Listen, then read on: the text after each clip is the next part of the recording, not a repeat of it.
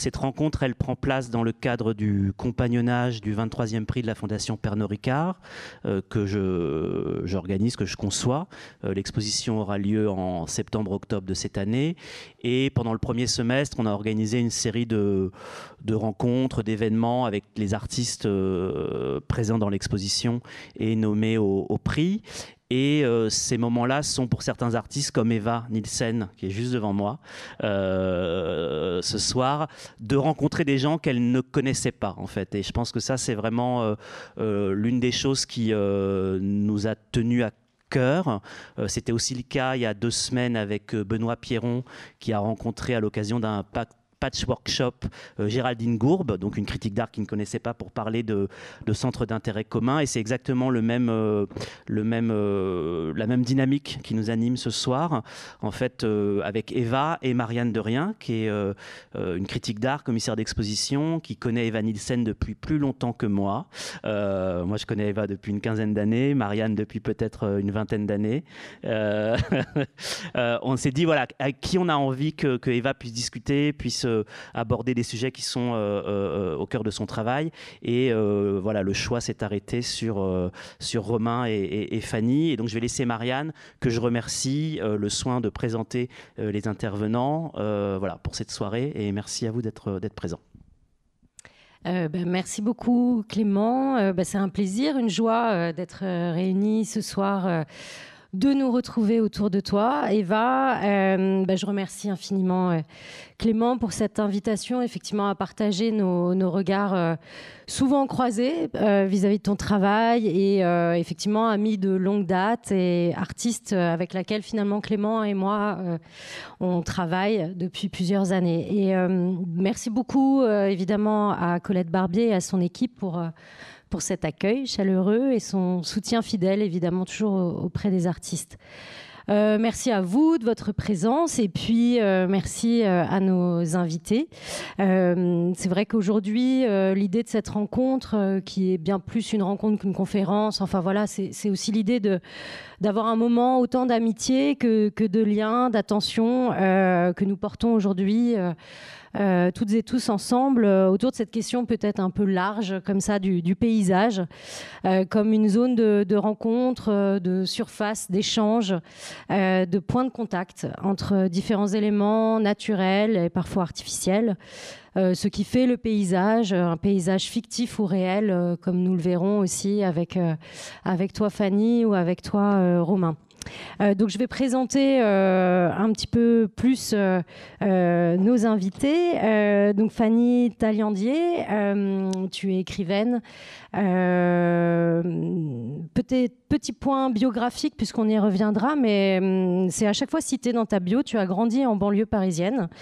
Peut-être c'est un point biographique et plus qu'un point de rencontre aussi pour vous trois, puisque vous vivez en région parisienne. Tu es agrégé de lettres, formé à l'urbanisme. Tu es membre aussi du collectif La Preuve par 7, démarche expérimentale d'urbanisme et d'architecture initiée par Patrick Bouchain. En 2019-2020, pardon, tu es pensionnaire à la Villa Médicis, et je crois que c'est à ce moment-là que tu écris Farouche. Puisqu'en effet, depuis 2013, même un peu avant, peut-être tu publies un certain nombre d'ouvrages, dont Les Confessions du monstre, Les États et empires du lotissement grand siècle en 2016, qui est justement un ouvrage sur lequel nous avons porté toute notre attention. Par les écrans du monde et Farouche, et puis dernièrement Delta, qui est ton dernier ouvrage, livre, promenade, je pense, sur lequel on va revenir également, qui est une sorte de documentaire sur le delta du Rhône et son aménagement. Et puis en effet, ton terrain de jeu ou de travail, c'est vraiment le roman, la fiction. Et l'espace littéraire. Romain, toi tu es chercheur et poète. Tu as une recherche autour de ce qu'on pourrait appeler les affects à l'heure de l'extinction. Je pense qu'on va revenir là-dessus aussi. Les écologies anti-humanistes et les liens entre apocalypse et mélancolie. Ton premier livre, c'était 2013, donc un livre qui s'appelle Errare. Et tu as également écrit un certain nombre de textes, coécrit aussi le numéro spécial que je vous invite à découvrir de la revue Critique, qui s'appelle « Vivre dans un monde abîmé ». Et donc, en effet, tu as écrit un certain nombre d'ouvrages, de textes aussi sur l'art contemporain. Et un texte qui a été assez remarqué, qui s'appelle « Apocalypse BDSM ». Je pense qu'on pourra y revenir aussi. Pourquoi des potions à l'heure de l'extinction également. Et Mycelium, qui est un petit conte post-apocalyptique que tu co-signes avec Yuri Johnson, artiste dont on va peut-être aussi parler. Et puis, voilà, ça va être vraiment un échange entre nous, avec également un temps qui sera un peu prolongé autour d'une lecture, voilà, qu'on a décidé de textes choisis. L'idée, c'est d'avoir voilà, un temps d'échange d'une petite heure, et puis un temps de lecture, et puis un temps aussi pour échanger ensemble autour d'un certain nombre de questions avec vous. Et puis, merci évidemment Eva, puisque j'ai présenté Fanny et Romain. Eva, on pourrait dire que ton travail explore toujours cette frontière entre la peinture et le photographique, ou la peinture et l'image, à travers aussi cette relation à la technique de la sérigraphie. Et puis tu élabores voilà, une œuvre autour vraiment de questions qui concernent, je dirais plus largement le paysage urbain, où dans tes tableaux on retrouve un certain nombre d'éléments architecturaux, que ce soit des architectures en béton, que ce soit du mobilier, que ce soit tout un vocabulaire lié à un certain nombre de structures urbaines ou périurbaines. Et donc, en effet, c'est ces visions urbaines, modernistes aussi, qu'on souhaitait rediscuter, avec vraiment l'idée de représenter un espace périphérique que vous partagez, je crois, largement tous les trois. Et comme je disais aussi, d'une certaine manière, dans un monde troublé, instable, s'impose peut-être une nécessité d'établir ou de retrouver de nouvelles complicités entre le paysage ou avec le paysage et le vivant. Ça, c'est aussi une ligne, un fil rouge, j'ai l'impression qu'il y a entre vous trois. Et donc, d'avoir des moments de cohabitation, voilà, qui permettent aussi de réfléchir un peu mieux ou un peu plus ces structures urbaines dans lesquelles nous vivons. Peut-être juste un point, et je vous laisse discuter, et on discutera. Je reviens juste peut-être sur le titre de la rencontre, espèce d'espace, espèce de paysage. C'était aussi, voilà, je dirais une référence à Pérec. Je ne suis pas du tout spécialiste de Pérec. J'aurais pas la prétention de cela, mais l'idée était aussi pour moi d'un coup de convoquer, on l'avait envisagé avec Clément, quelque chose qui relève des lieux, qui infuse, et d'un espace qui se diffuse. Et donc Pérec aussi a cette manière de promener son regard, comment on saisit un lieu, avec une capacité méthodologique comme ça à décrire des espaces. J'ai l'impression qu'aussi dans votre travail d'écriture, de peinture, voilà, cette question de saisir des espaces se pose à nous. Et les sciences sociales nous permettent cela, d'être dans cette description des lieux que nous habitons, et quel est le statut finalement un peu de ces descriptions. Et donc, Pérec, juste pour réintroduire un peu cela, parle de lieux qui ne font sens qu'à travers, effectivement, à partir du moment où il est métabolisé par un être humain, par un individu, peut-être des êtres non humains également, ça se pose, à travers son souvenir. Une tension comme ça, constante, entre le souvenir et la pratique d'un lieu. Et donc j'ai l'impression que c'est aussi un petit peu ces souvenirs sur lesquels on va revenir ensemble, où l'espace est un doute, l'espace est un mystère qu'il faut chercher, traquer, où Pérec dit voilà, on passe dans des espaces sans se cogner. il y a cette question à la fois de l'aménagement d'un territoire et de questions beaucoup plus élémentaires de limite ou de démarcation, voilà, qui façonnent finalement notre expérience aussi du monde. Voilà, donc j'ai envie de vous redemander peut-être, pour commencer, voilà, comment vous saisissez un petit peu tous ces lieux qui sont ces lieux en périphérie dans lesquels vous vivez, et comment peut-être à la fois dans l'écriture, dans la peinture, comment celle-ci... comment ce saisissement, comment vous traquez aussi, voilà, ces lieux, comment ça se passe plus précisément? Peut-être comment ça commence. Je ne sais pas si Eva, tu veux commencer? Je voulais d'abord vraiment remercier Fanny et Romain de leur présence. Et justement, comme tu l'as dit, on a grandi tous les trois en banlieue parisienne. On y vit. Je pense que c'est aussi important par rapport à nos déplacements. Mais justement, j'étais très curieuse aussi de savoir ce processus de traversée des espaces d'un point de vue de l'écriture. Parce que je sais un peu comment je procède moi en tant que peintre, mais comment tu procèdes alors justement vraiment par rapport, pour moi, il y a vraiment une traversée des espaces progressive, quotidienne. Je pense que j'ai besoin d'éprouver les espaces et les paysages, de les collecter au fur et à mesure, et en même temps de savoir que cette forme de témoignage que je vais apporter, elle est de toute manière parcellaire et incomplète. Je sais que ça aussi, ça fait partie du tableau que je vais en donner. Et que pour moi, évidemment, tu parlais de mystère et de zone du doute. Je crois que c'est ce qui me plaît aussi là où j'habite. C'est-à-dire qu'à un moment, peut-être c'est des espaces non résolus. C'est aussi ce que je me disais, c'est-à-dire qu'on ne sait pas exactement toujours où on est. Et il y a aussi une profonde mutation permanente. Clément me faisait remarquer à juste titre que quand on s'est parlé en janvier, j'avais beaucoup parlé finalement de ces va-et-vient entre Paris, sa périphérie, parce que je pense que c'est quelque chose qui continue tout le temps de m'inspirer. Et voilà, j'ai été très sensible quand j'ai lu l'œuvre de Fanny, l'État empire. Enfin, il y avait vraiment quelque chose sur le lotissement grand siècle que j'ai trouvé hyper intéressant, dont on a parlé. Et d'ailleurs, un grand merci à Sarah Eilermeyer qui nous a mis en contact avec toi, Fanny. Et pareil, quand j'ai lu Yuri Johnson et quand j'ai parlé avec toi ensuite, Romain, sur ces notions d'espace, voilà, moi j'étais très curieuse de savoir comment vous procédiez dans votre écriture pour saisir ces espaces. Moi, je sais que j'ai aussi beaucoup d'attachement. C'est des lieux auxquels je suis attachée, ça c'est important pour moi. Et je ne savais pas si vous aviez la même notion d'attachement aussi avec ces lieux. Ok, je me lance.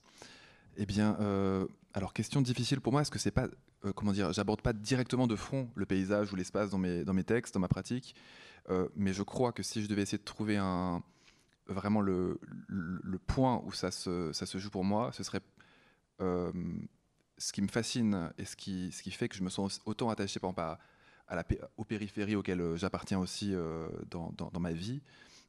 C'est effectivement peut-être cette notion de mystère, parce que je suis toujours en train de chercher peut-être les arrière-lieux. Je sais pas, il y avait ce texte de Bonnefoy qui m'avait marqué quand j'étais plus jeune, qui s'appelle L'arrière-pays. Et je crois que ce qui me fascine vraiment pour moi, un espace commence à devenir vraiment intéressant quand quelque part il se dérobe presque à lui-même et il laisse apparaître un autre espace. Et c'est pour ça que je crois qu'il y a aussi la référence à Pérec me semble juste, parce qu'il y a de ça aussi chez Pérec, mais aussi peut-être encore davantage sur une référence à Foucault, aux hétérotopies. Et donc je crois que voilà, moi j'ai toujours c'est peut-être mon côté poète justement, je suis toujours là et ailleurs à la fois, et je crois qu'il y a ça dont on travaille aussi. Et donc je crois c'est peut-être comme ça que je l'envisagerais c'est pour ça que j'aime les espaces interstitiels. Lacunaires un peu aussi. Exactement, parce que j'ai l'impression qu'il y a toujours c'est presque quelque chose comme, je sais pas, l'upside down world, un monde du dessous, un monde du derrière, et j'ai toujours envie d'ailleurs dans ces espaces-là d'aller explorer tout simplement ce qui s'y passe.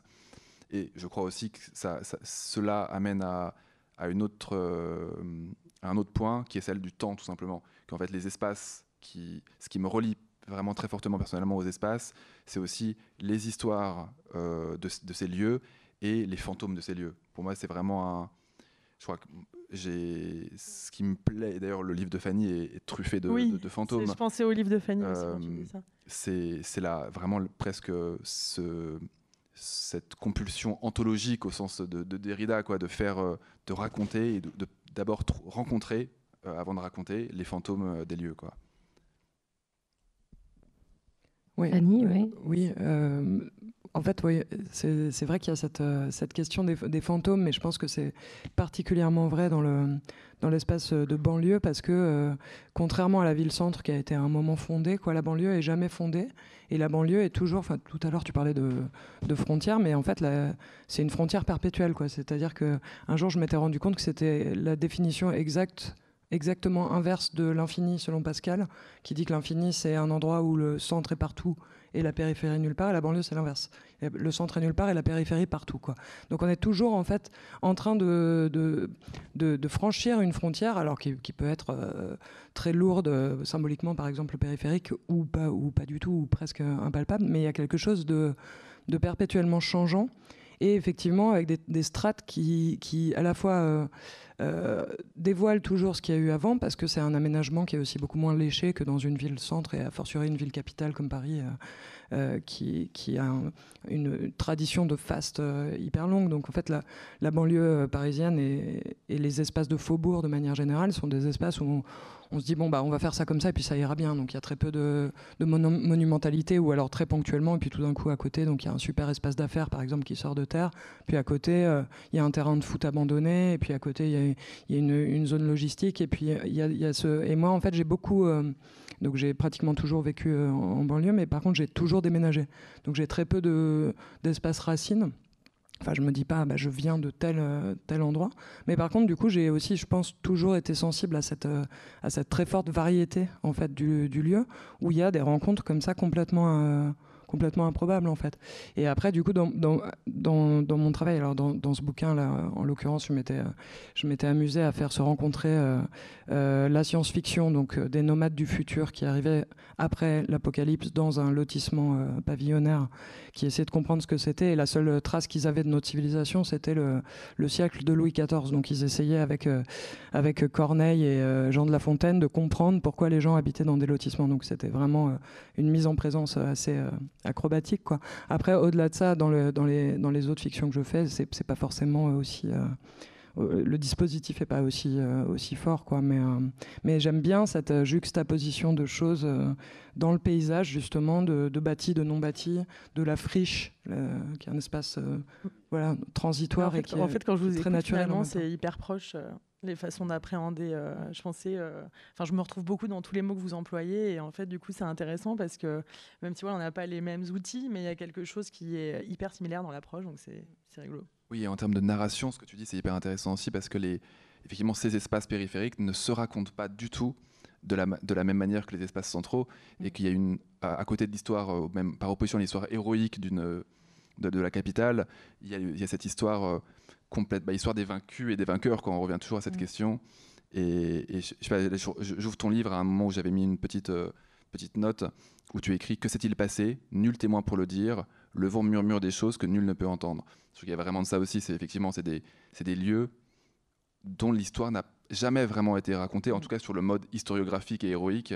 Et c'est pour ça que ce livre est complètement inédit aussi dans sa forme, parce qu'il utilise ces manières de raconter la grande histoire du grand siècle pour ces zones complètement fantomatiques, Peut-être, pardon Fanny, comment tu en es arrivée à écrire celui-ci, qui, je crois, s'inscrit dans une série un peu plus longue aussi, qui s'appelle Empire, si je me trompe pas. Peut-être si alors, tu peux... lui, il n'est pas dans Empire, mais c'est un genre de préquel de Empire, D'accord. Est-ce que peut-être tu peux resituer quand même l'écriture de celui-ci, puisqu'il date de 2013 déjà? 2016, je crois. 2016, pardon, excuse-moi. Oui, non, 2016. En fait, celui-là, alors comme je le racontais à Eva quand on s'en est parlé, moi, j'ai jamais habité de lotissement pavillonnaire, mais comme tous les enfants qui ont eu la chance d'aller à un anniversaire dans un lotissement pavillonnaire, j'en rêvais. Voilà, parce que c'est un endroit où on peut faire du vélo sur la rue, où on connaît tous les voisins, etc., etc. Mais voilà, c'était très loin de moi, parce que j'ai pas grandi spécialement dans une zone où il y en avait. Enfin, j'ai quitté ce genre d'endroit, et puis par contre, arrivé à l'âge adulte, pour le coup, en allant dans le bled de mes grands-parents, donc vraiment dans ce qui était le temps de mon enfance de la campagne, je me suis rendu compte que le chemin que je prenais pour aller à la boulangerie, qui était un chemin à travers champs et sous-bois il y a 20 ans, était devenu un chemin à travers lotissement. Et en fait, je ne m'en étais jamais rendu compte, mais c'est ce qu'on appelle l'étalement urbain. C'est une des grosses nuisances écologiques de l'Europe à l'heure actuelle, mais voilà, ça se passe concrètement, quoi. Et donc, j'ai eu envie, en fait, de creuser ce truc-là. Et c'est parti vraiment en fait de l'étrangeté de ce truc qui était surgi de terre en l'espace de ma vie. Donc bon, je suis pas toute jeune, mais je suis pas non plus. Enfin, j'ai pas connu 3 guerres, quoi. Donc c'est quand même très bizarre de voir un truc où le paysage se métamorphose aussi vite et dans une forme aussi sérielle. Moi, c'est ça qui m'avait interpellé. Et alors du coup, quand j'ai commencé à chercher là-dessus, je me suis rendu compte que la forme du lotissement pavillonnaire stricto sensu, hein, donc c'est pas juste un quartier pavillonnaire, c'est un promoteur qui vient, qui fait une rue dans un champ et puis des maisons à la suite. En fait, c'était un Américain qui l'avait eu, cette idée-là. Et il s'était inspiré de la chaîne de montage de Henry Ford, ouais, pour les voitures. Donc, c'est-à-dire qu'au lieu de faire passer les voitures de poste en poste sur une chaîne, là, on fait passer les ouvriers de poste en poste sur une chaîne de maison. Donc, c'est les ouvriers qui bougent. Et donc, du coup, je sais pas, je suis parti là-dessus et je me suis dit, bon, allons-y. Enfin, parlons justement de cet espace dont on ne parle pas. Enfin, et où, en même temps, j'avais déjà... les questions que tu nous as envoyées m'ont fait penser à ça tout à l'heure, parce que j'avais déjà, en fait, une référence. Et c'est-à-dire qu'il y a aussi des récits préexistants dans les lieux qui sont là, même en sommeil, sans qu'on le sache. Une référence toute bête qui était American Beauty et Desperate Housewives, qui étaient des fictions américaines du début des années 2000 que j'avais vues sans rien en penser, mais où finalement j'avais déjà un référentiel narratif, mais qui correspondait absolument pas à ce que je voyais, quoi. C'est-à-dire que bon, c'est des fictions américaines, quoi, et que nous, on est peut-être dans notre époque, un peu en panne de formes narratives. Alors, je ne sais pas si ça vaut pour d'autres types de représentations, mais de formes narratives qui soient aptes à comprendre ce qui se passe, quoi, et à parler vraiment dans la finesse des choses. Et c'est là où finalement, tous les auteurs du grand siècle étaient plus utiles que American Beauty pour comprendre ce qui se passait, quoi. Voilà. Oui, ce qu'on comprend aussi pour vous trois, c'est quand même cette question de l'expérience même de ces espaces, d'avoir vraiment une expérience urbaine à la fois très personnelle et puis qui intègre beaucoup plus des questions collectives. Mais Eva, toi, tu travailles aussi beaucoup à partir d'images que tu fais de ces différentes... de cet arpentage peut-être presque du territoire. Là, tu as actuellement une exposition à la Galerie Jousse autour de ce projet suite à une résidence dans le Vercors. Alors, bon, voilà, on est dans d'autres paysages. Ça t'a amené aussi à travailler un petit peu autrement. Est-ce que tu peux revenir aussi juste un petit peu sur des modalités de travail, une méthodologie, puisque il y a une sorte de protocole aussi petit à petit qui est mis en place. Dans ce que vous avez dit, c'est-à-dire que pour moi, il y a vraiment la nécessité de s'imbiber un peu des lieux. J'aurais du mal à travailler d'après des lieux que je n'ai jamais vus. Déjà, il y a une part forcément parcellaire et fantasmée qui va ressurgir dans la peinture. Ça, c'est de toute manière, ce sera évident. Mais oui, effectivement, dans le Vercors, là, ce qui était intéressant pour moi, c'est que tout d'un coup, j'ai été face à un paysage que je ne connaissais pas. Moi, comme j'ai grandi en banlieue, alors j'ai la méthode de travail que systématiquement, quand je peux voyager, quand j'ai la chance de voyager, à chaque fois, j'essaie de me rendre dans les périphéries des grandes villes. Donc ça, c'est quand même une méthodologie que j'ai mis en place. Mais après, je suis aussi consciente que ma peinture sera toujours... ne peut pas être un témoignage entièrement fiable. Et en même temps, une fois, on m'avait dit pourquoi pas, après tout, c'est quand même c'est la fiabilité de ton regard de peintre. Mais effectivement, en tout cas, j'ai la nécessité d'éprouver le paysage, la périphérie, d'y aller. Je vais prendre des photos, je vais travailler d'après-dessin. Et ensuite, au bout d'un moment, ça crée comme un ensemble de choses qui se juxtaposent. D'ailleurs, le terme juxtaposition, vous l'avez utilisé. Et en fait, à un moment, du coup, il y a la possibilité d'une peinture qui apparaît. Et ce que j'aime aussi dans le temps de la peinture, c'est qu'elle permet la cohabitation de temporalités très différentes, notamment par la sérigraphie. Et tout d'un coup, ça me permet de faire comme une accumulation de vues. Avec Clément, on parlait de précipité de vues, qui tout d'un coup se rencontrent, entrent en collusion et rendent compte pour moi d'une expérience sensorielle qui est celle de la déambulation, de la perception quotidienne d'espace, en fait. Et c'est pour ça que je parlais d'attachement aussi, c'est que c'est des lieux que je vois tous les jours ou pas quand c'est dans le cadre de déplacements. Mais j'essaye quand même de revenir vers des endroits. Par exemple, j'ai été plusieurs fois à Détroit. J'avais besoin d'éprouver les espaces. J'ai été plusieurs fois au même endroit au Danemark, mais c'est peut-être des retours comme ça où je prends note, je rends compte de choses qui peuvent être, comme tu parlais de métamorphose, assez rapide, du chemin de ta grand-mère qui change. Ça, je l'ai éprouvé 1000 fois là où j'habite. C'est-à-dire qu'à un moment, l'endroit où j'ai grandi, c'était presque la campagne. Enfin, c'était un endroit un peu, vous voyez, c'était à la limite de la campagne. Et maintenant, ça l'est plus du tout. Il y a des lotissements, c'est devenu complètement autre chose. Et en fait, quand j'étais petite, il y a eu la création d'un lotissement grand siècle complètement, qui, moi, me faisait baver d'envie. Je le trouvais génial, ce lotissement. Et c'est vraiment aussi sur l'aspect fantasmé de ce que ça peut être. Et ça aussi, je l'ai beaucoup retrouvé dans tes écrits. Et voilà, de la projection aussi d'un lieu. Ce qui est intéressant, c'est que tu parlais des corps c'est aussi le mental, quoi, le tableau mental aussi d'un lieu et tout ce qu'on est et qu'on projette dans la peinture. Et le grand plaisir du peintre, et j'imagine que c'est la même chose quand on écrit, c'est aussi, en tant que peintre, je me dis, mais quelle va être la perception de la regardeuse ou du regardeur, quoi. Alors ça, c'est vraiment pour moi ce qui n'existe pas dans l'atelier quand je travaille, mais qui arrive après, une fois que la toile, elle est là. Et là, c'est encore une façon de compléter l'espace, pour moi. C'est encore, c'est la pièce manquante de cet espace. Peut-être encore pour préciser cette idée un peu de ville qui pousse comme ça aussi. Tu as aussi pas mal travaillé sur ce que tu appelles des élevages d'images, qui sont un petit peu toute cette collecte d'images que tu laisses, si je ne me trompe pas, donc poser comme ça dans ton jardin, qui vont être donc des images qui vont être habitées, animées par toute une vie non humaine qui se trouve voilà, dans ce jardin.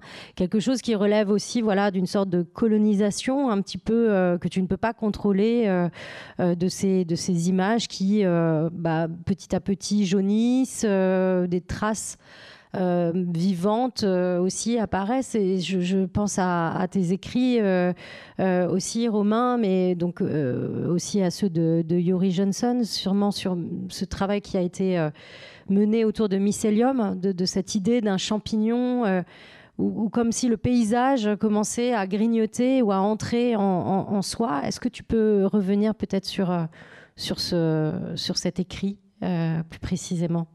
Oui, je crois je peux le faire dans la continuité directe avec ce que tu viens de dire, Eva, parce qu'il y a cette idée en fait, tout simplement de l'altération. Et du coup, de la même manière que tu altères les images, et c'est encore le cas, je crois même qu'il y a peut-être une double ou une triple altération avec tes dernières séries, parce que finalement, en peignant sur des peaux, tu mets presque en abîme ta propre méthodologie.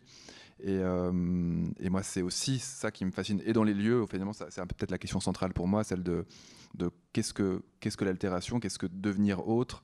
Et du coup, là, je me demande, est-ce qu'il n'y a pas un devenir animal aussi dans sa peinture, juste pour des raisons aussi de où tu t'es trouvé pour...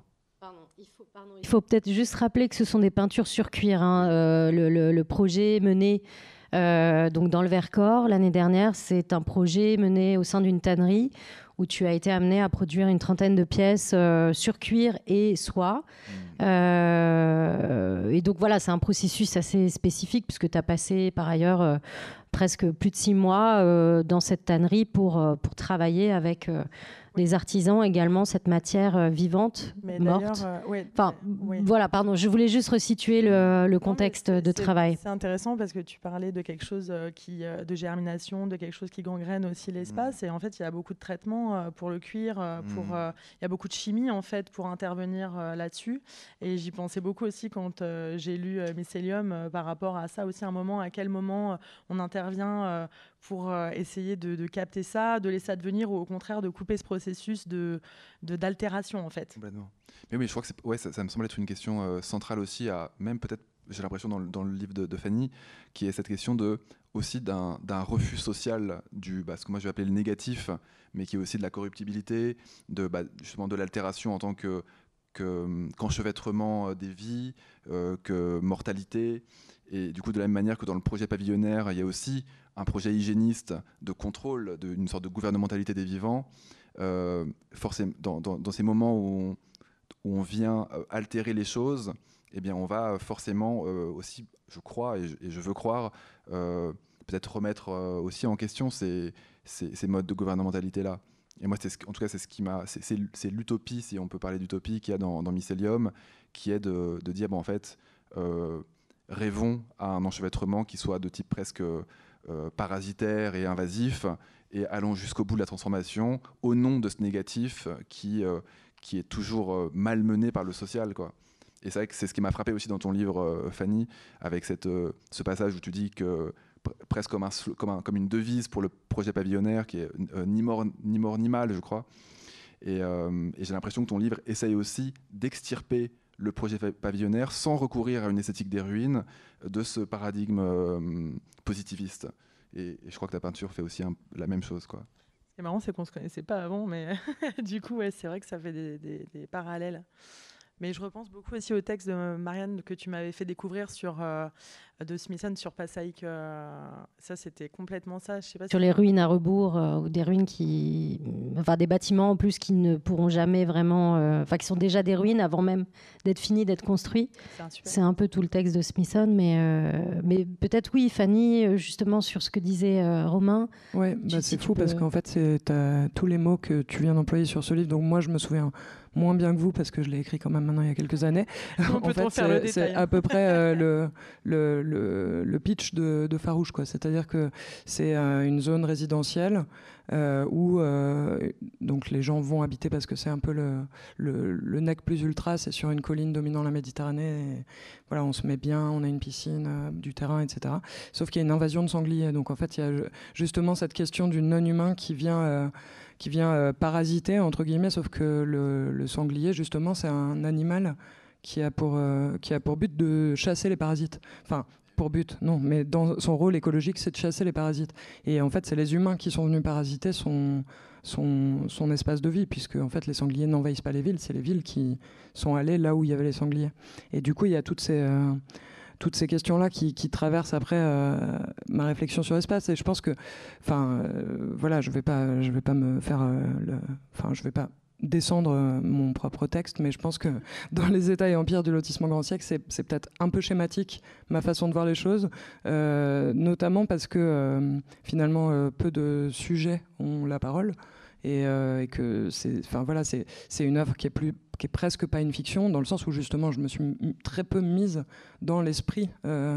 J'ai pas été au bout de cet effort d'imagination qui est un peu à la base du roman ou du personnage romanesque, où en fait tu te dis je dois désirer ce que les gens que je décris désirent.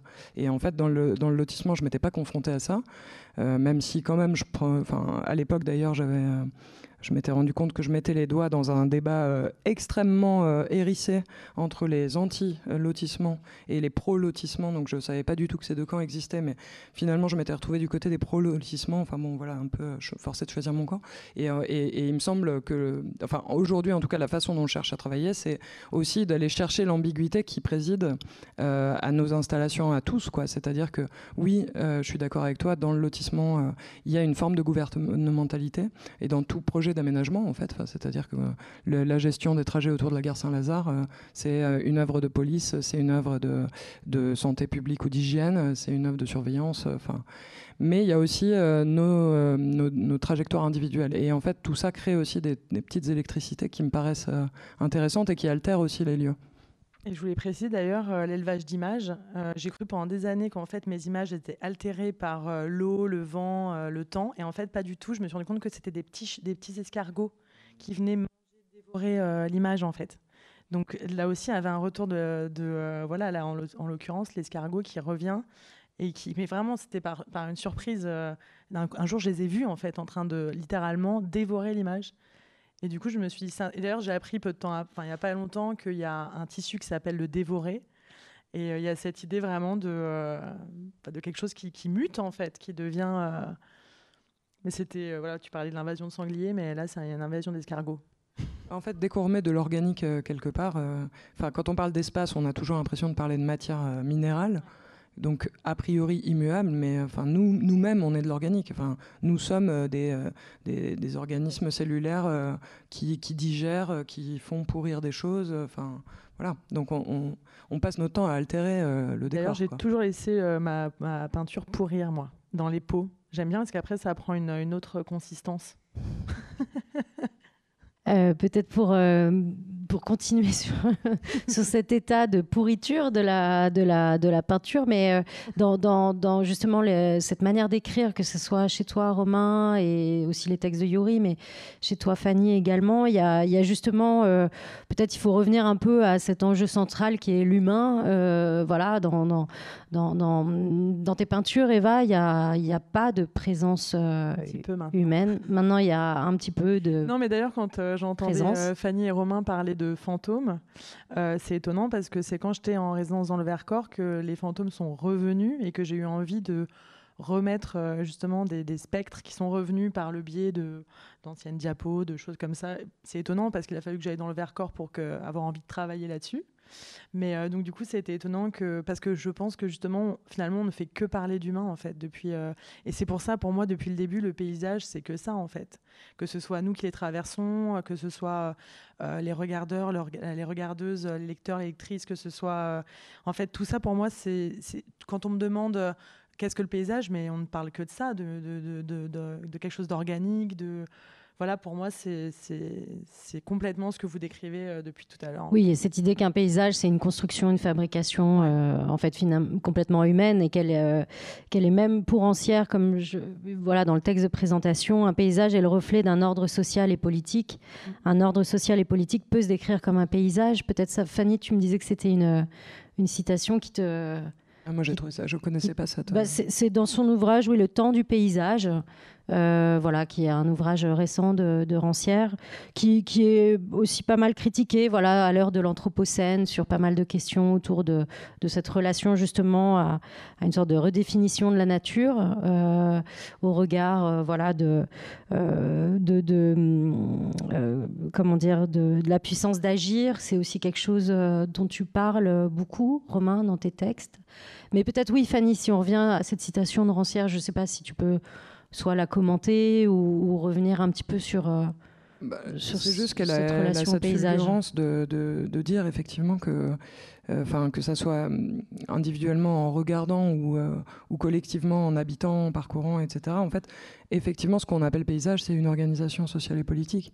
Donc, moi, j'ai trouvé ça assez fou. Et puis, je parle vraiment sous le contrôle des gens ici qui connaissent l'histoire de la peinture bien mieux que moi, mais le fait même d'avoir peint des paysages et d'avoir cherché à organiser les jardins, ça a été des étapes dans la conquête progressive de l'homme blanc occidental et chrétien sur le monde. Enfin, je veux dire, tout ça est une histoire de domination aussi, comme tu le disais tout à l'heure. Et organiser un paysage, c'est dominer la nature ou c'est affirmer la dominer, quoi.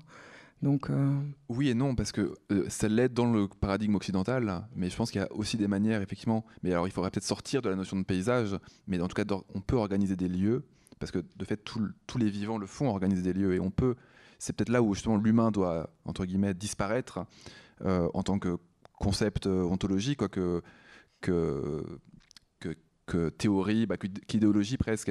Mais on peut, je crois, inventer d'autres manières justement de faire paysage, une co-création de l'espace, en justement acceptant l'enchevêtrement des existences, en essayant de construire sans dominer. Mais je crois que, voilà, pour moi, en tout cas, il y a et c'est peut-être d'ailleurs ça qui est critiqué un peu chez Rancière à certains moments, mais il ne faut pas oublier, voilà, que ce mot même de paysage, il définit quelque chose de très précis qui est issu d'un paradigme social et politique qui est le nôtre, et celui de l'Occident, et qui a plein d'ailleurs, et que dans ces ailleurs, on modifie les lieux aussi, mais qu'on les modifie avec une toute autre perspective. Tu disais juste avant de remettre en question la notion d'humain. Est-ce que tu peux revenir là-dessus, peut-être par rapport à certains de tes textes Oui, c'est une très vaste oui. question. C'est vrai que moi, j'essaie de travailler sur ce que j'appelle parfois écologie anti-humaniste. Oui, voilà, ce terme-là, justement, si tu peux peut-être le préciser. Alors pour le préciser de manière brève, disons que l'humain tel qu'il s'est défini, c'est là encore un concept central on va dire, de l'humanisme occidental. On a inventé une catégorie qui s'est autoproclamée humaine, et cette autoproclamation, finalement, elle est émise d'un espace central qui est l'Europe, et donc tout ce qui s'est construit à partir de ce terme est eurocentré quelque part. Donc, donc même ce qu'on appelle, c'est pas seulement l'espèce humaine qui est centrale à ce niveau-là, et même d'ailleurs c'est même pas du tout l'espèce humaine, c'est vraiment un certain type, une humanité qui est l'humanité blanche, même on pourrait dire masculine, riche, tout ce que vous voulez. Et du coup, pour l'anti-humanisme a mauvaise réputation parce qu'on a l'impression que c'est juste une puissance destructrice qui viendrait comme ça jeter le chaos sur la Terre, mais c'est un projet en réalité que personnellement je conçois comme enchanté et enchanteur. C'est une manière de se décentrer, de collectivement prendre en charge la conjuration d'un paradigme en fait de violence, et cette déconstruction et cette conjuration passe par de multiples manières de se renouer et de se laisser de nouveau affecter par les autres histoires, justement celles qui ont été écrasées, dominées par l'histoire dominante. Fanny, peut-être tu veux... Ouais, alors moi je rebondis sur une bien sûr. un peu plus par rapport à ce que tu disais, que tes paysages sont inhabités, et ce lien entre paysage et humain, effectivement humaniste, renaissant, construit dans cette espèce de logique pré-cartésienne où en fait on est au centre de tout et on doit agir vers le tout. Mais en fait, dans les paysages que tu proposes, il me semble, dans tes tableaux, il y a quand même toujours cette idée que il n'est pas de paysage en dehors de l'humain, puisque à chaque fois il y a un élément humain, et même si il y a ce travail matériel de la toile ou des produits qui évoluent, etc., même s'il y a des éléments qui paraissent naturels ou qu'il y a du flou, en fait le tableau est quand même construit autour d'un bâtiment, et le bâti, en fait, c'est là aussi où je trouve que la phrase de Rancière est...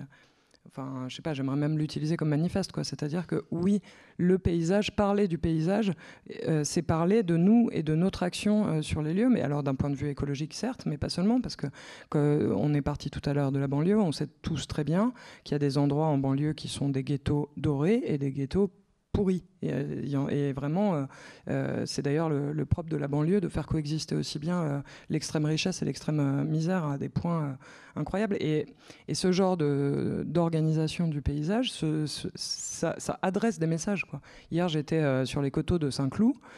Saint-Cloud adresse clairement un message à la capitale depuis son coteau, avec son avenue Longchamp qui est dans l'axe majeur de la Seine, et qui lui dit... voilà, qu'ils viennent me chercher, quoi, le fameux.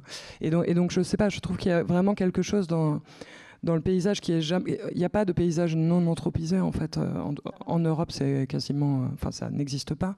Peut-être que dans la forêt amazonienne, oui, mais nous, on a de rapport qu'avec les traces qu'ont laissées nos précédents. Les précédents vivants, quoi. C'est marrant parce que c'est une question qu'on me posait toujours depuis les Beaux-Arts, mais pourquoi est-ce qu'il n'y a pas d'humains ? Bon, là, en l'occurrence, il commence à en avoir un peu, mais de manière spectrale, encore une fois, les fameux fantômes. Mais c'est vrai que pour moi, je voyais que ça. Pour moi, il n'y avait que de l'humain. À partir du moment où le premier dessin d'un enfant qui construit une maison avec il y a une projection immédiate. Et comme tu dis, ça a été construit, ça a été bâti, ça a été... donc voilà, depuis le début... parler de la plus petite construction, en fait, ou de la plus grande, il y a l'humain derrière, quoi. Et moi, j'aime bien cette histoire de métamorphose aussi de l'humain, et qu'on peut aussi changer le point de vue, et je trouve ça très intéressant de décaler les choses, et ça me plaît. Et effectivement, en tout cas...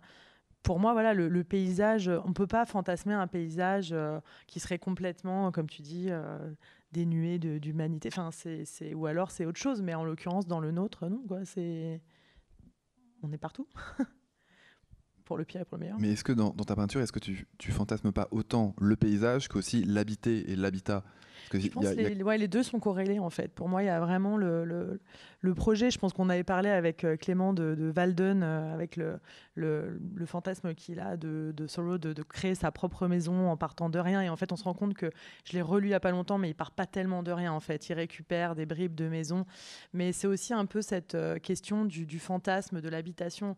C'est exactement ce que tu décris avec les différentes strates de la banlieue. Enfin, moi, je vois très bien l'endroit où j'habite. En fait, quand on monte à un endroit précis de Villeneuve-Saint-Georges, on peut voir tout, jusqu'à Paris, toutes les strates, en fait, des jardins ouvriers, des pavillons qui ont été créés par les castors, c'était leur nom, c'était vraiment l'idée de quelqu'un qui construit lui-même son pavillon, en fait, ce qui fait qu'il y a aussi une énorme variété de pavillons très différents. Et en fait, de ce point de vue-là, on voit les jardins ouvriers, les pavillons, plein de strates comme ça, jusqu'à Paris. Et c'est assez unique quoi, comme point de vue et je suis sûre que si je retourne encore dans 2 ans à cet endroit-là, j'y vais régulièrement et c'est jamais le même paysage qui s'étend sous mes pieds et c'est en même temps voilà, c'est quelque chose qui est en mutation permanente en fait et voilà, pour moi il n'y a que de l'humain là-dedans, c'est pas un paysage neutre, enfin, ça pourrait pas exister quoi. Oui, bien sûr, Par oui. rapport à cette Dernière idée chose, de ouais. décentrer le regard que tu disais, Romain, là, je pense qu'il y a effectivement, alors il y a cette question de l'humanité telle qu'on l'a définie, puis en fait il y a la question, comme tu le disais un peu plus tôt, de faire ressurgir les récits qui sont préexistants, quoi. Parce qu'il n'y a pas un seul endroit, quand je disais, on est toujours dans des espaces qui ont été occupés par d'autres gens avant nous. En fait, tous les endroits de ce continent, en tout cas, ont des histoires. C'est-à-dire que on regarde une carte topographique, il n'y a pas un lieu dit qui a le même nom pratiquement jamais. Il y a toujours des histoires, il y a toujours des choses qui ont eu lieu, et ces histoires ne sont effectivement que très rarement consignées, quoi. Parce que c'était un peu le début de notre discussion sur le fait que, et ça rejoint le texte de Smithson là-dessus, sur le fait que ce n'est pas au cœur justement des écrits, etc. Et moi je trouve ça bien justement que ça le soit dans vos deux approches. Oui, et je crois que c'est vraiment... tu me permets de même encore mieux formuler la réponse à la question de Marianne tout à l'heure, qui, dans mon travail, ce que j'essaie de montrer, c'est justement que ce que j'ai d'approcher sous le terme d'affect, c'est exactement ce que tu racontes aussi. C'est que pour moi, le retour, ce que j'appelle la revanche des affects, et donc ce retour du refoulé affectif, c'est là justement qu'on peut conjurer et déjouer les sortilèges de l'humanisme. Et que justement, en racontant toutes ces petites histoires, qui sont des histoires finalement extrêmement affectives, et je crois que ta peinture est aussi pleine de ça. Et en fait, quand je dis fantôme, je dis presque affect. Oui, oui. Et quand je dis micro-histoire, je pense aussi à tous ces noms qui vont être, toutes ces manières aussi, finalement, de saboter la gouvernementalité qui n'arrive jamais en fait à contrôler totalement les espaces. Ouais. Les petites histoires, elles sont incontrôlables aussi. Il y a quelque chose comme ça. Alors peut-être justement parce que le temps tourne, mais on parle de point de vue, d'histoire. Peut-être qu'on va passer à ce temps de lecture, d'extraits choisis, et puis on pourra après peut-être avoir un temps d'échange toutes et tous ensemble. Alors voilà, on s'est dit qu'on consacrait peut-être 10 à 15 minutes de lecture.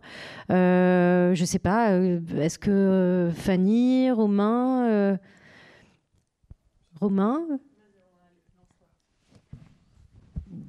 Donc là, on a fait le choix d'extraits de Mycélium. Je te laisse peut-être introduire, enfin voilà, et puis quelques minutes de lecture de ce texte, et puis après, Fanny. Quelque part, j'ai déjà un peu introduit le texte tout à l'heure en parlant de cette expérience de l'altération. Donc c'est un texte qui parle tout simplement d'un narrateur qui se retrouve un beau matin faisant l'épreuve de démangeaison, et s'ensuit une sorte de petite aventure post-apocalyptique où il va nous raconter, partir presque en délire sur l'irruption de ces champignons. Et c'est un poème plus qu'un conte en réalité. Donc les choses s'entremêlent beaucoup. Donc voilà, vous allez voir en termes d'écriture ce que ça donne. Je vais d'abord lire un petit extrait de la préface qui va justement permettre de situer un peu tout ça. Et ensuite, je lirai des passages du livre. Notons pour commencer que si l'on devait écrire quelque chose comme un traité des passions pour notre temps, ou que si l'on se mettait en tête de poursuivre le projet de dictionnaire critique entrepris par Bataille dans la revue Document, les champignons devraient y occuper une place de choix. Et pour cause, le vivant champignonesque travaille le monde où nous sommes et dont nous participons, à tel point que n'importe qui parmi nous devrait pouvoir dire, en paraphrasant le mot de Matisse sur les fleurs, « Il y a des champignons partout pour qui veut bien les voir ». Mais justement, les champignons ne sont pas les fleurs. Contrairement à celles-ci, on leur prête une existence moins éclatante et moins désirable. Une existence terreuse et gluante, sombre et sale, microbienne et moisie, charriant non des odeurs suaves et claires, mais lourdes et âpres, où ce serait la mort elle-même, pourriture, corruptibilité, morbidité, qui s'offrirait à nos sens. En tant que passion contemporaine, le champignon apparaîtra alors à l'observateur attentif comme une instance non binaire au sein de laquelle les processus de vie et de mort se trouveraient enchevêtrés. Ce qui se désire à l'endroit du champignon, c'est un monde, ou plutôt des mondes, acquis à l'idée de la mortalité et conscient que tout s'insère dans le processus de vie-mort-vie sur lequel reposent nos existences. Ce que Yuri Johnson cherche dans le labyrinthe filandreux formé par le mycélium, ce n'est ni plus ni moins qu'une théorie de l'individuation.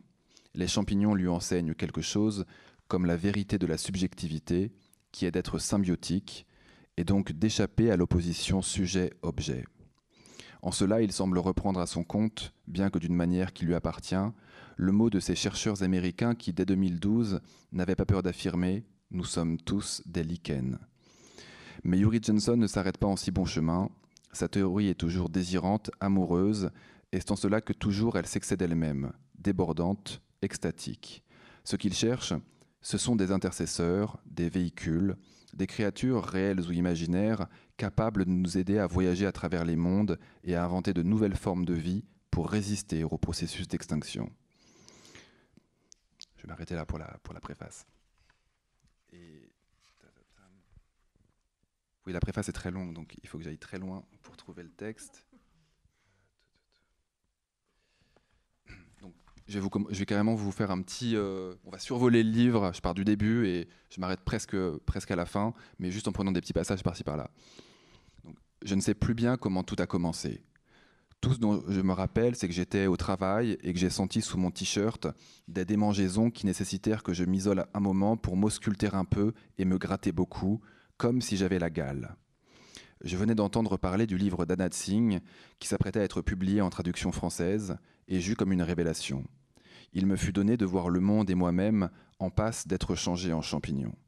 J'ai aussi repensé à Hiroshima, à Gunther Anders, à la guerre atomique, aux armes bactériologiques, aux bêtes, et puis à l'hygiénisme, à Fukushima et au biopouvoir. C'est alors que la révélation a vraiment eu lieu, révélation qui appartient en propre, comme tout ce que j'ai pu faire ces derniers temps, à ce que j'ai pu appeler ailleurs ma grande tresse apocalyptique. Une chose dès lors m'apparut clairement. Le livre était un livre sur les champignons. Le destin du livre était tout entier contenu dans les champignons. Les choses se superposaient le plus logiquement du monde. D'abord les anges, ensuite les tigres, les rossignols, les chiens, et puis enfin les champignons. Mais bien sûr, tout s'est passé comme dans les rêves. J'ai ouvert un livre au hasard, et le hasard s'est évanoui puisque le livre n'était autre qu'une édition inédite de l'Anus solaire de Georges Bataille. Et il est vrai qu'en cuisine, j'avais alors de plus en plus recours à ces corps simples et spongieux qui me donnaient la joyeuse impression de manger de la terre et de la forêt, tout en me replongeant dans l'odeur âcre et moite de la maison troglodyte, où vivaient jadis les parents de mes parents. Odeur de cave, de vieux vin et de calcaire mouillé, de rats, de ténèbres et de renfermés. Odeur aussi de salamandre, de poussière et de soufre. Le tout enveloppé par ce climat mélancolique et frais qui me donnait alors l'excitante impression d'explorer les tubulures secrètes d'une pyramide égyptienne. C'est ainsi que le champignon diffusa son énergie en moi, jusqu'à constituer l'image qui pouvait sauver ma vie et peut-être, du même coup, toutes les autres vies.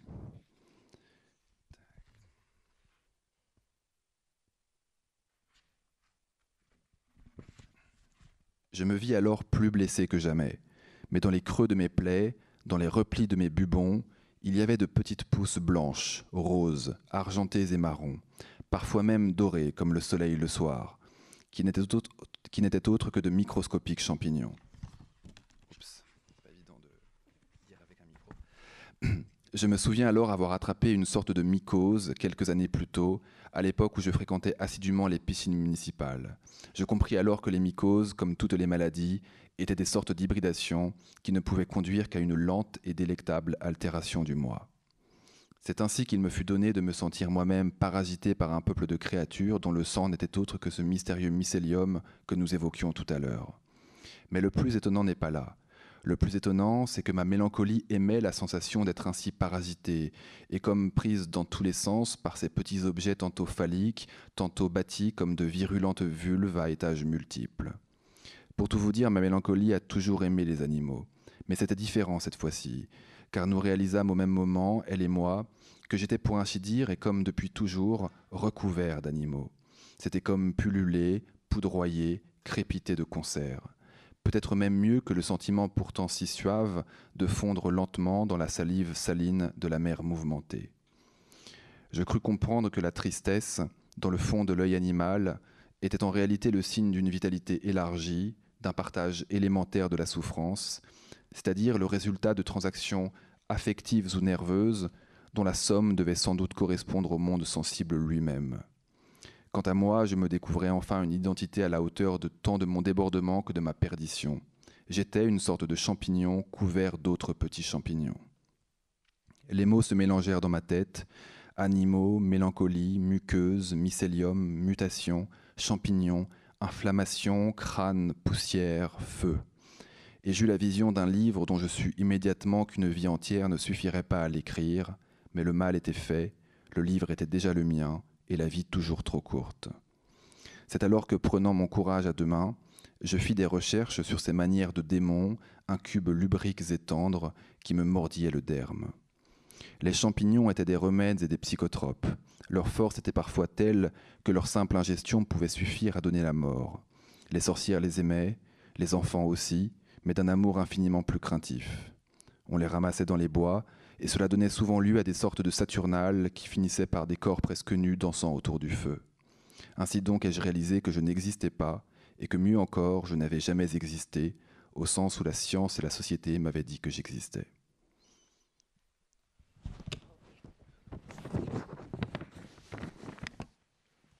Oui, on avait aussi envisagé que tu puisses lire quelques extraits, donc...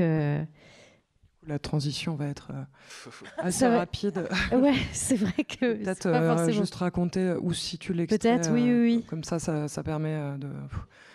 Ouais. Merci. C'est donc en Farouche. Donc j'en ai parlé tout à l'heure. C'est une colline sur la Méditerranée. Jean et Baya sont un couple sans enfants assez à l'aise qui l'habitent, et donc ils ont ces problèmes de sangliers qui parasitent un peu leur quotidien, de même que l'arrivée d'une voisine dans une maison pas finie, mais pour autant déjà à moitié en ruine au pied de la falaise à côté, et que des règlements de compte dans le grand ensemble de la ville où ils travaillent à côté. Donc bon, ça les rend nerveux. Ils décident à un moment d'aller en boîte de nuit, donc ils vont dans une grande zone d'activité pour aller danser. Et la soirée tourne un peu court parce que Jean a pris de la drogue et s'enfuit. Donc je vais vous lire le chapitre de sa fuite. C'est le petit jour. Les rochers, les herbes paraissent gris. Il y a un vent léger qui disperse la rosée et fait comme un grondement dans l'air. Hormis cela, aucun bruit. C'est une immense étendue accidentée, minérale, où la végétation est robuste, farouchement cramponnée aux anfractuosités de pierre, piquantes et sèches. La route est loin en contrebas. Il ne reste ici que des sentiers, plus ou moins larges, plus ou moins marqués. Tout à l'heure, le soleil paraîtra et donnera aux choses leur couleur, vert, blanc, jaune, noir. Pour le moment, rien qu'un gris brumeux. Il est très tôt, il fait presque frais. Jean a couru, mais il s'est remis au pas. La drogue et la nuit blanche font s'emballer son cœur trop vite dans l'effort de l'ascension. Il marche d'un pas rapide, précipité, il monte. Parfois on le voit bifurquer brutalement ou se figer avant de reprendre sa marche. Plus haut, il y a des gros blocs de roc comme un chaos. Il va par là, il est absolument seul. Le sang battant à ses oreilles n'est pas si différent de la musique qu'il entendait il y a seulement 1 heure, 2. Il n'a pas fait attention. Son pouls, trop fort, et le vent, dans ses tympans et dans les arbres, plus haut, quelque part, un genre de forêt et dans les pierres. Il monte, il longe les arbres bas et les fourrés piquants, suit un sentier poussiéreux et plein d'obstacles qu'il évite sans sembler les remarquer. Le sentier passe entre 2 blocs de roches, décorés de gravures malhabiles, d'autres passants. Il continue de monter. Ce n'est pas une errance et ce n'est pas un parcours. Il est déjà venu ici, parfois, lors de leurs excursions dominicales avec Bahia. Il n'y pense pas. Il reconnaît les lieux sans les reconnaître. Il n'est peut-être pas complètement lui-même. Hormis les sentiers, il n'y a rien d'humain. C'est un endroit que les gens arpentent ou parcourent, mais ils ne restent pas. Dans les garrigues subsistent des éboulis de pierre, vestiges d'abris temporaires des humains d'un ancien empire, qui venaient ici faire paître des troupeaux, peut-être. Plus bas parfois les traces d'un feu de camp, mais plus à cette altitude désolée. Le sentier monte et monte encore. Parfois Jean cède de ses mains pour se hisser plus haut. Il fait des grands pas rapides, agiles. Il ne semble pas se rendre compte de l'effort. Le vent de l'aube sèche sa transpiration, il ne sent pas la soif. Il passe à couvert, évite les troncs tordus, les buissons d'épineux. Ses baskets sont pleines de poussière et de picotins d'herbe fichés dans les lacets. Son jean s'érafle dans des ronces basses. Il monte. Il avance encore plus vite. Son souffle, le vent, son pouls, rien du langage. Il se remet à courir. Allure humaine faite pour la fuite ou la chasse. Les arbres s'espacent et il arrive sur un genre de prairie arrondie qui s'ouvre tout à coup au bout de l'éminence, dominant la baie de Liguria. Il s'assoit sur un rocher, sort une gitane de sa poche, l'allume, le regarde dans le lointain de la mer encore grise. À gauche au levant, l'horizon forme un trait blanc et brumeux. À droite, le ciel est encore bleu roi. Il aspire une bouffée, une deuxième, la fumée est âpre et lui cartonne la bouche. Il reconnaît sans s'y arrêter les grues du port, le serpent de l'autoroute, la carcasse de Sud-Soleil, les 10 barres du sablier et la falaise près de chez eux, qui d'ici paraît un téton. Chez eux. Il ne pense à rien. Puis il pense qu'un jour, quelqu'un viendra ici et verra les vestiges de tout ça sans plus rien y comprendre, des traces d'occupation sans aucune signification. Ou alors, tout sera enfoui sous de nouvelles constructions. Ou alors, la forêt reviendra recouvrir tout cela. Il s'arrête à nouveau de penser. Voilà, le soleil paraît, boule de feu brûlante, rayons éblouissants qui atteignent son visage latéralement et dévoilent ses yeux battus. À présent, sur l'autoroute, de rares points lumineux apparaissent, reflets du soleil sur les carrosseries. Un jour, quelqu'un ne saura plus rien de ce qui occupe sa vie. Ce sera comme un alphabet perdu, comme des légendes oubliées. Chez eux, la villa, ça formera un tas de pierres éboulées. Mais pas tout de suite. Des oiseaux invisibles ont commencé à chanter. C'est le matin, ils s'apprêtent à se remettre en marche. Ils se retournent, dos au paysage désormais scintillant, dans la pure lumière matinale. À quelques pas de lui, juste à l'orée du bois, il les voit. C'est une femelle et ses petits. Il y en a 4 qui marchent avec encore un peu de maladresse. Ils ont des rayures blanches sur le dos. Jean ne bouge pas, ne ressent rien. Un des bébés se casse la margoulette en glissant sur une pierre. La mère l'attend. Les autres font de petits couinements. La laie regarde Jean, il soutient son regard sans bouger. Le soleil les éclaire l'un et l'autre, l'humain et l'animal de la même lumière latérale qui marque leurs traits en ombre portée. Elle pourrait lui foncer dessus, mais elle ne bouge pas.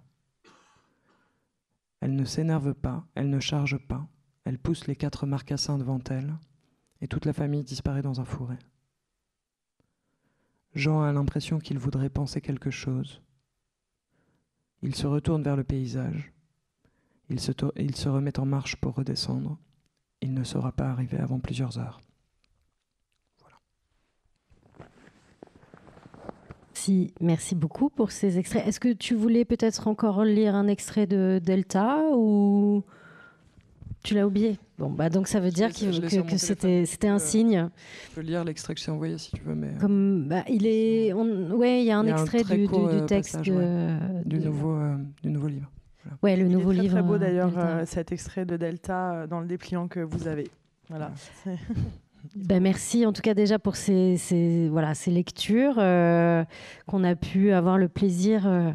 C'est toujours assez intéressant d'avoir aussi cette lecture par les auteurs de leurs textes.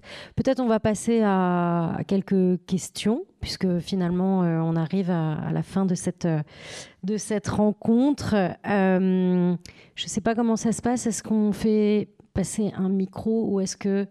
Super, merci beaucoup. Donc peut-être est-ce qu'il y a quelques remarques, des questions, n'hésitez pas. Après, c'est toujours un peu bizarre de... Vas-y Clément. Voilà, c'est souvent comme ça que ça marche. Commencer, vous m'entendez? Oui. La personne... c'est peut-être parce que aussi tout le monde a envie d'une bonne bière. Oui. Donc, une bonne bière. Non, ce que je voulais dire, la première chose avant que j'oublie, c'est que si vous voulez repartir avec un des livres de Fanny ou de Romain dédicacés, c'est Ce soir ou jamais, parce qu'ils sont en vente à la librairie. Voilà, comme ça c'est dit. Je fais votre promotion à votre place.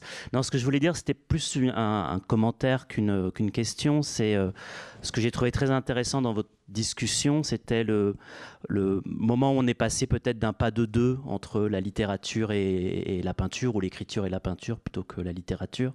C'est-à-dire ces moments où quand Fanny lisait le texte, on avait peut-être, parce que Eva était sur le plateau, des tableaux d'Eva dans la rétine, ou ce moment où quand Fanny a lu le début de la description de la colline sur laquelle Jean monte, moi j'avais l'impression d'entendre Romain encore parler de la transformation du personnage par les champignons, en fait, donc la transformation du corps par les champignons, la transformation de la colline par le paysage, et on est passé, il y avait ces moments de pas de deux à des moments plutôt de dialectique, en fait, sous le signe de la phrase de Rancière, ce chiasme entre ordre social, paysage, ordre social, et ça m'a donné l'idée que vous avez beaucoup parlé de cette idée de traverser le paysage, et je pense que tous les trois, ou l'urbain, peut-être plus que le paysage, en fait, le paysage urbain, et en même temps, dans vos pratiques, il y a cette idée que vous traversez le paysage urbain, mais le paysage urbain vous traverse, en fait. C'est-à-dire que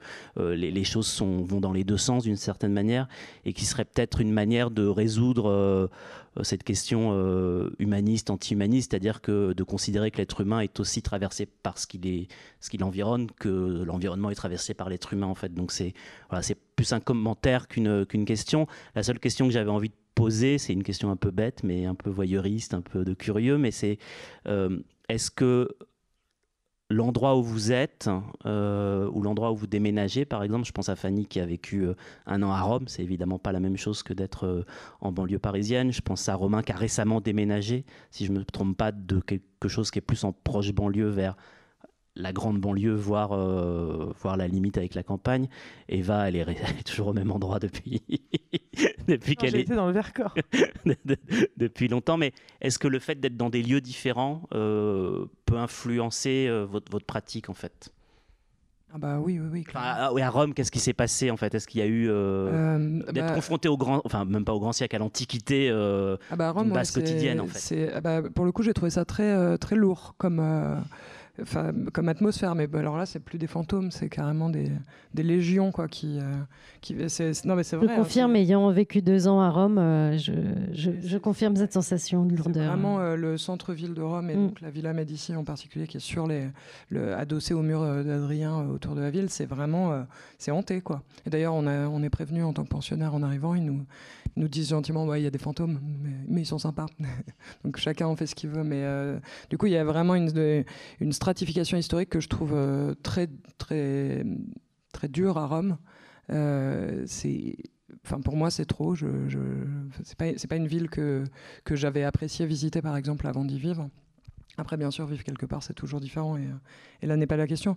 Mais après, bien sûr que déménager, ça Enfin, moi, mes premiers émois artistiques, entre guillemets, ou les premiers moments où je me suis sentie inspirée, même si je ne savais pas bien pourquoi, c'était quand je prenais le RER, quand j'étais adolescente, et que j'ai découvert ce bonheur de prendre le RER avec la musique dans le casque bien fort, et d'avoir des paysages qui défilent, en fait, et ce travelling...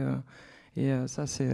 Moi, je me retrouve voilà. complètement dans ce que tu dis, quoi. Le premier transport, c'est celui-là. Et d'ailleurs, ça m'avait beaucoup plu d'apprendre qu'à Drusha, l'idée qu'il avait eue de superposition des textes et de ses peintures, enfin de lier une peinture avec texte et paysage, ça lui est venu comme ça en fait. Il était en voiture, il traversait Los Angeles et tout d'un coup il voyait les collines au loin, la musique, les fragments de discussion et tout ce qui... Et j'aime bien cette idée aussi de traversée quotidienne qui inspire tout d'un coup. Moi clairement le RER c'était la première chose aussi et je te rejoins complètement sur l'idée des déplacements. Quand on fait un déplacement, que ce soit pour un an, un mois, c'est aussi l'intérêt des résidences. Parfois, du coup, moi, au début, je voulais pas du tout faire de résidence. J'aimais pas le principe de résidence. Et en fait, maintenant, je trouve que forcément, ça déplace le travail, ça déplace la vision, ça déplace le corps, quoi, tout simplement. Et je trouve que tu as entièrement raison sur cette histoire de filtre, quoi. C'est-à-dire qu'à un moment, moi, souvent, c'est comme ça que je me vois en tant que peintre, en fait. J'ai l'impression d'avoir une porosité avec le paysage, en fait, quelque chose qui... d'en faire partie aussi, quoi. C'est pas finalement quelque chose, ce serait pas un regard distancé aussi. C'est une porosité, c'est quelque chose du champignon, c'est quelque chose de, voilà, et ça j'aime bien cette idée-là, de pas être dans quelque chose qu'on regarderait de loin, quoi. C'est pas du tout comme ça que j'imagine mes traversées en fait.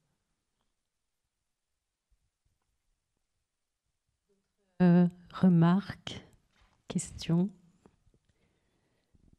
Sinon, on peut peut-être se retrouver autour d'un verre pour continuer cet échange. Peut-être c'est le plus adapté. J'ai l'impression qu'il est 20h20. Donc en plus, c'est parfait. Une sorte de symétrie parfaite. Merci beaucoup à vous et merci.